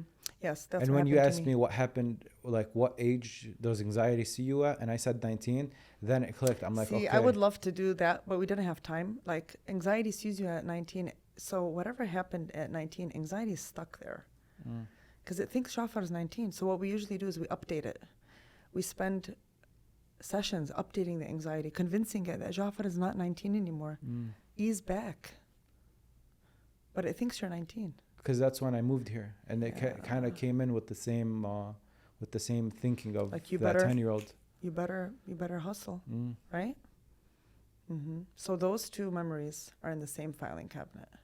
And I'm sure in between there's a lot of memories of I'm not doing enough. Probably, yeah. Until now, the burden of I'm not doing enough. So, for example, with you, let's say you were my client, I would ask, Jafar, how would you like to think of yourself instead?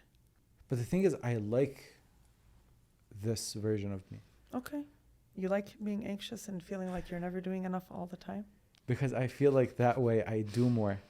Okay, but is it healthy for you? Is it healthy? I think sometimes it's not.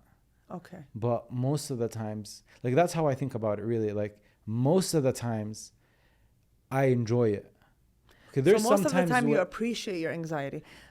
Is that what you're saying? Yeah, that's a good word to use. Yes. Yeah. So most of the time you appreciate your anxiety, sure, because it shows up when it needs to be. Because anxiety is built for you know, when things are out of our control, worry, making sure we're hypervigilant about certain things. But the issue is when anxiety shows up when I don't want it to show up. Does that happen to you? Yeah. Sometimes Okay. I need to have fun. Like I'm in a situation So where this is what I'm I talking need to have about. fun, Yes. but I can't because I'm thinking about probably shouldn't be here. Okay, exactly. So this is where the issue is. Only you know. You have the key, Jafar. If you tell me, no, I want my anxiety with me all the time and I understand why it shows up, I'd be like, okay, good job. Why are you here? Yeah, Right? Right. But if you're like, no, it shows up sometimes in the most random places that I don't want it to show up. That's when we have to then figure out, why is it stuck? And when we build a relationship with it, we can ask it to give us space. I ask my parts to give me space. You know, like today, before I came, I was a little anxious, right? Talking about things, being filmed. And I just checked in with my parts and just said, I know why you're showing up. It's because it's something new. People are going to watch this. What if I say something? But then I just said, it's okay. This is a subject you know. I've done this before. It's going to be okay. Please give me space. That's what you meant before we recorded when you were like, I checked in with myself before Yes, I came. I did. I checked in. Okay. Yeah. I said, hey, go to the corner. I'm okay. Hey, that's so interesting. You almost have like this special control over yourself. Well, that's what the IFS talks about. It's about being in self. When a person is in their true self, what that means is they're not blended. Their parts are around them, but they're the bus driver. Yeah. Their parts are in the passenger seat, That's where so I can cool. pick the parts when I want. Hala, don't get me wrong. I'm not in full self. Sometimes I do get anxious when I shouldn't. I do get angry when I shouldn't. I'm a human. But you keep working on yourself to make sure the parts don't show up. Because I know I can humbly say, I have parts that show up. I don't want them to show up a lot of times. So I'm working on it, building that relationship with them, Yeah. asking them for space, sending them gratitude. And the way you heal is by loving your parts with no shame. I think this is the headline. Loving all your parts with no shame, because they all show up for a reason. There are no bad parts. There's no bad parts. I mean, In they're there to IFS protect you always. Exactly. They want the best for Exactly. you in a way. Yeah, in IFS, they teach you there's no such thing as a bad part, but there's a blended part. If they all give you space, that's all we need is space. For people that listening, we went through this statistic a little before we started the episode. Middle Eastern people, 90% of them have experienced trauma before. And Oh, that's crazy. it's an insane amount. And the global average is like 70% of people. So we're 20% above average with how many people experience, like, have trauma. And then there's another part of what I was looking into of hidden or unresolved. And that for like the general public, for like global average is like 20%. For our community, the number is so high they didn't put a number. Jeez. That's so sad. Yeah. So what I'm thinking of is this new mom that just got a baby, and she's aware that there are things in her family that were traumatic. There are things that her parents did that she is not, like, she doesn't agree with. How does she break that cycle of trauma at her and doesn't let it twinkle down to her kid? Well, the first thing is her realizing that I'm not going to be the same. The first thing is just realizing it. Okay. Some people don't even realize it. Some people don't say, you know what? I don't like the way things were dealt with. I'm going to be different. So, or even forget even family. Let's not keep going to our family. What if a mom within herself says, you know, I don't like the way I handle situations. I don't like the way I'm behaving. I don't like the way I'm reacting. So the first step is realizing that there's a problem. Second step is then figuring out what type of help you need and how to break the cycle and how to work on yourself with compassion. How can I work on myself with compassion, not with loathing and shame? Okay. And does she have to fix any part of her? Because I'm thinking about like the deep-rooted trauma that she doesn't even know is there, that she might give to her kid. The things that she thinks is normal. But Jaffa, there's a lot of, I know we say that she doesn't know is there, but it shows up. It shows does. up with It does. rage, with anger, Insecurity. with insecurity, with anxiety, OCD. Oh, Like it shows up. So it's not like this person is living a totally normal health style and behind it there's all this trauma. No, of course not. We all right now can think of someone who probably has a lot going on because of the way they behave. Correct. And we know nothing about them, but just the way they behave. Their anxiety, their neuroses, their paranoia, right? Yes. So it does show up always. But it's just they don't make the connection yet. So with EMDR and IFS, it's, when we were doing our training, the lady said it's like having a flashlight and helping a client go through their system and find where it is. And I'm like, what a beautiful analogy. That's a great analogy. Going through their system with a flashlight and figuring out why we behave the way we behave. Nobody knows why. I have clients come in and say, I'm just angry all the time. I have so much rage and I don't know why. Can we all heal our trauma? I think we can. I think we can with persistence, with an open mind, and with a support system. But Jafar, there's no pill for environment, right? Correct. If I'm healing you and you're going home to an abusive relationship, for example, or you're going home to a war-torn country, there's no medicine for that. But yes, we can. You can. Can we talk about relationships a little bit? Because that's one of the situations where two worlds kind of come together. And like the vulnerability of a household, I feel like. And each person's carrying their own baggage. Correct. So a lot of things will come up because you're vulnerable and inside of the house. You're not like outside where you have all your guards up. What advice would you give couples to help each other go through their respective traumas, but at the same time, maybe not judging or being mindful of your spouse's trauma and vice versa? So ideally, when we do couples counseling in my practice, because it's not just me, I work with 5 wonderful women. And some of us see couples, some of us don't. But we always recommend that each individual sees their own therapist separately, and then they have a therapist for couples. Because like you said, that person is carrying a predisposition of something in the relationship.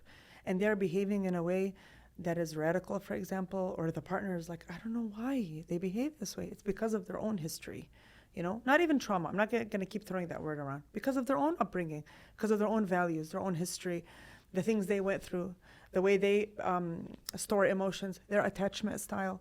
So ideally, honestly, if I would recommend each have their own and then have somebody as a couple. What if they're not in therapy? A new couple just got married. A new couple just got married and they're having problems? Maybe not necessarily having problems. It's just you are going to face demons at one point is kind of my understanding of it. And when those demons do show up, whether it's your spouse's demons or it's your demons, what's the best way? What's the best course of action? I think to just create a safe space. That's all people need. Honestly, that's all people need is a safe space. But let's say, for example, because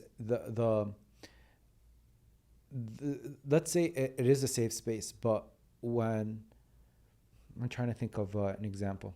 Let's say one of the couples gets triggered and starts, for example, yelling or screaming, and then gets angry. Like the angry part comes out.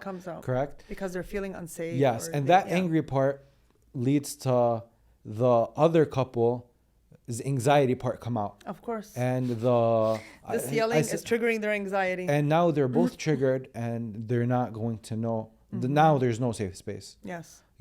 So I'm just kind of wondering of how do you detect something like that? How do you prevent something like that? How do you work on something like that? The problem is, Jafar, I feel like most people don't realize this is happening though. Right? Correct. Most people don't realize, like, I'm yelling because I'm getting triggered. They're in the emotion. So, and unfortunately, the only time they realize it is when things are horrible. Mm-hmm. And they're like, oh, time for a divorce or time to see a sheikh. Actually, first, let's go see a therapist. That's what happens. They're at rock bottom and they come see therapy. And I'm not like trying to push therapy. Wallah, I'm not. But why do we wait till rock bottom? Why can't it be like, hey, we're having a hard time communicating. Let's figure this out. I think it's easier to say we were bad at communicating. Let's just get a divorce. Because lack of communication, a lot of problems. And I think it gets to that point because they don't address it from the beginning. But from the beginning, a couple, if you notice you are having a hard time communicating with your partner, or anytime you communicate, it leads to destruction, I want you to sit back and say, I wonder what's going on here. Why is this happening? Hey, partner of mine, did you notice that every time we communicate, it leads to yelling and screaming and disrespect, and I'm feeling triggered and you're feeling triggered? What can we do about this? Something needs to be done. And why are we getting triggered? Why are we behaving this way? Why, if you ask me why the laundry is not done, I'm screaming when it's just a normal reaction? But because something inside of me is reacting to feeling not good enough. You're reminding me of that I'm not a good wife. It's feeding into my insecurity. It's right. And the same with the husband. If he yells or he just says, hey, oh, whatever, and the wife is like, why are you yelling at me? She's crying hysterically. And he's like, oh my God, I didn't even yell. I don't know why she's behaving this way. This is what happens. But why am I behaving this way? If you are asking yourself at any point in your life, man, that was a lot. Why did I behave this way? Then there's something there. And I don't mean something huge. I'm not saying something huge like, oh, I was beaten up and sexually. No, there's something there where I don't know how to handle emotions. I'm so dysregulated. It means just there's something there. Think about it. Don't even go to therapy. Think about it. Why do I get so triggered? What part's showing up for me right now? There's a part showing up strong, and why? You know, why am I getting so triggered here? Okay, because I'm angry, but why am I angry? What is anger trying to tell me? Your part is trying to tell you something. What is it trying to tell you? Just sit with yourself, evaluate, correct. And I think taking a breath and not reacting right away But it's so to hard. a spouse's, what's it called? Because, yeah, I think, But Jafar, it's so hard because we're so emotionally triggered. yeah, It reminds us of things. So our body's reacting that way, right? it has to be a realization after it's the always damage after. done. Yes, it's always after. Even us, humans, it's always after. Like, oh, I know why I reacted this way. Because of, or even with our children, you know, when my firstborn was little, you know, as a first-time mom, you're scared always something bad is going to happen. So if he fell or tripped, my reaction was so severe because I was scared because I had no idea. Fear of losing, a child, your firstborn. Now with your secondborn, you know a little bit more, right? Your reaction's a little bit less. Yes. But realizing that is the key. Unfortunately, in the moment, we don't realize a lot of things. Yeah. And I think historically, when that happened in a household, what we talked about earlier of feelings just become like you're harder person, where you suppress those feelings, and then that's how you continue to live the rest of your life with your spouse. Is we just Yes. don't have that relationship. Yes. Modern day, it's leading to divorce. Yes. And also, what message did we get growing up? Are my feelings too much? Am I too sensitive? Am I not sensitive enough? For the Am I man, being a baby? you have to control. It's how she acts is in your control, and then that puts this wiring of, I don't know, like force, neglecting feelings. I don't know. Like pushing your feelings under the rug? Yeah, or like disregarding the other person's feelings Yeah, as well. Is because Yes. you're the man, you don't have to deal with this. Let her figure it out. Also, I think in our culture, we're very good at ignoring the huge elephants in the room. People don't talk about things that they should. Families have like a destructive child or a depressed child, or they don't want to deal with it. Like an elephant is like suffocating them and nobody's saying anything because they just don't want to. They either don't know how to deal with it, or it's too much, or they internalize it because of their own beliefs and burdens of, I can't think about it because then it's going to be my fault. But what's wrong with just saying it out loud and saying, hey, I think my child has a problem. I think my partner has a problem. I think I have a problem. There's so much to talk about. I know. But what's one thing that we didn't talk about today that you think we should have? I think something that is important to know is that everybody has something. Everyone has sadness and burden and vulnerability, and always give people the benefit of the doubt because you honestly don't know. Wallah. And I learned this the hard way. Like I'll have a client show up the first day, I'm looking at them and I'm coming up with my own, assessment. But then you peel back one layer at a time, the vulnerability, and it's like, oh my goodness. You never know what somebody's going through. Allah, never judge. And I know we say this so easily, but honestly don't, because you don't know.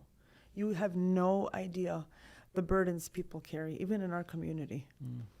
There's a lot. So I just try to send compassion, even in therapy. I try to send them my own compassion if they can't find compassion for themselves. Because honestly, Jafar, the burden of human existence is heavy, you know? Just existing is heavy. So imagine having other things. Right. And just have mercy, have rahmah. Allah's so merciful, and then we're so unmerciful. It's crazy. We expect Allah to have so much rahmah for us. Forgive me for all my sins, but I won't forgive anyone. Does forgiving come with forgetting, or are they separate? No, they're separate. You can forgive and not forget? Yes, of course. I can always remember what. Same with EMDR, right? I can always remember the memory, but I'm not triggered by it. And I think it's same for forgiveness. I can look at you and remember what you did to me, but I'm not reacting to you anymore. Interesting. Right? You have no power over me anymore. But I'm not going to forget what you did. I mean, it's in my memory. We don't forget anything. It's in our memory. Right. But I'm not going to react to it. One thing that I wanted to, maybe this will be the last thing I'll ask, but Sure. I feel like when we say something out loud, or we say a feeling out loud, we say a problem out loud, it's me giving power to the problem over me, and keeping it inside is me not giving power to it. This is the worst myth ever. I actually get so upset when people say that in therapy, because you can't ignore anything away. You can't. It's always there. Always. Like, even and naming it to taming it. 1, name it to tame it, right? 2, giving it what it needs. It needs something. Nothing shows up for no reason. An emotion that shows up for no reason, don't ignore it. It's just going to get worse. I promise you, it's just going to get worse. If for example, a client is walking into a crowded space and they get triggered, anxiety, because they have social anxiety, let's say. You think ignoring that is going to go away? While they're walking around and people are talking to them and they're getting stimulated. You think that's going to go away? Of course not. Of course not. Or even something sad happened to me. Ignoring it is going to go away? Of course not. What do I do with all that sadness that's sitting there? What do we do with all the sadness? I think we should bottle it up. You bottle it up and it shows up somewhere else. And even physically it shows up. My back, my head, when I'm around these people, or my head hurts, right? But if we look at it and acknowledge it, just say, hey, I'm feeling sad right now. Why? I know you're showing up for a reason. What is it? And just acknowledge it and sit in it. Just sit in it. And then just roll it away. It'll go away by itself. And Jafar, when I do parts work and EMDR, we'll start with like where the anxiety is huge. The client will say it's heavy. It's a 10 right here. Sometimes we'd even go into memories. I just say, okay, why do you think it's showing up? And they say, because I know why. Because of a burden of I need to do more. I'm like, okay, just let it know we know that. Just giving the anxiety the attention it's looking for. After like 40, 50 minutes, the client will be like, okay, it's like at a 6. Okay, good. Like, just lean into it. Lean into your anxiety. Feel it. It wants you to be, it wants to be felt. Feel it. So near the end, they'll be like, okay, it's at like a 2. Whew, okay, I'm okay. Acknowledge it. Name it. Acknowledge it. Feel it. Feel it. Feel every emotion, because emotions are good, right? We just said there's no bad parts. And then it'll just let it go. So let me get this straight. There's a event that happened in someone's life, and this event gives them extreme anxiety, this is traumatic. They feel a lot of things when they remember this. They know exactly what this event is. To heal it between them and themselves, it's just not enough for them. They can't heal it amongst themselves, a trauma like that. I'm not talking about like that. I'm talking about emotions. Yeah. Severe emotions. Yes. Are you talking about severe emotions or trauma? Severe emotions. Yes. So severe emotions is different. Having a severe emotion to something. To one memory. Let's say. Or one event that yes. happened. Yes. Yes. So sitting with yourself. So it's not enough to like every time I remember this memory, I cry or I get anxious. To get over that memory, I have to sit, take deep breaths, and separate like the different parts of this event to get over it. So I'm going to say this, and I think it's true. Certain things in your life, I'm sorry, you cannot get over by yourself. You need the help, right? Correct. Just like anything else. Sure, maybe I know how to paint, but do I know how to paint a whole building? No. So certain things, you need help, you need guidance. And it's not because I have the key, the know-all, no. But I have a certain training that will help you heal you, right? It'll help your brain heal itself. So if you feel like it's getting out of control, that's why I say everyone has their own scale. Okay. People go to therapies when they feel like I can't do this anymore. Okay. To where it's impeding my life. Even when I see a client, sometimes they'll say, I'm anxious, but I just wanted to come and see if it's an issue. I always ask, do you feel like it's hindering your life?